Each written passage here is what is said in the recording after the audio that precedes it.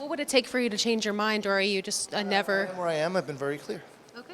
I've been very clear. Okay. Thank you. What do you think this makes of the House right now? I mean, what would you say to people who are saying it's folks like you who are holding up the process at this point? How would you respond to your colleagues when they say that? Well, because I'm actually trying to get this thing moving forward as quickly as possible.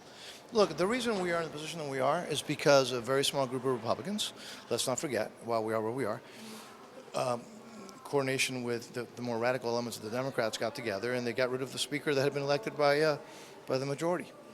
So that's the reason why we're here. We then had an election we had the Republicans get together and we had an election. In that election, Mr. Scalise won. I'm voting for the person who won the election. I don't think that's that complicated.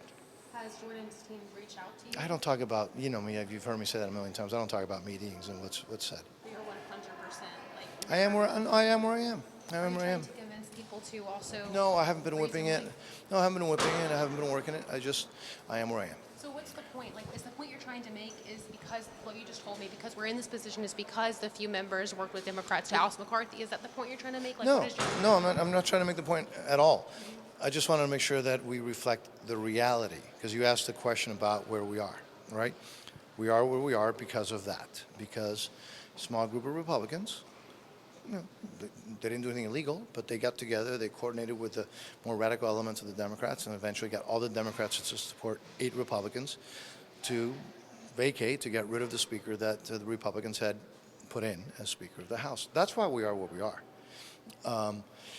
After that, the conference got together and had an election to figure out who the next speaker is going to be. The person who won is the person who I've been voting for. But he stepped down. Yeah, but he's the person who won the election, and we can't deny that. And so it's not an issue of against anybody. It's just that's where I'm at. You're not personally against Jordan. I'm not personal against anybody. No, I want to make sure that we have a conservative Republican speaker, which is why I'm supporting Scalise. You're not changing your mind. No.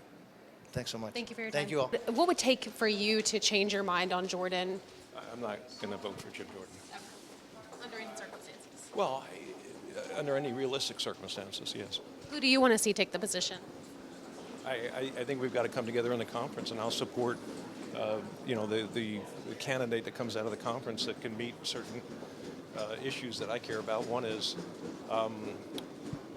the Ukraine funding issue, and another is the acknowledgement that Donald Trump lost the election. Finished. Thank you, sir.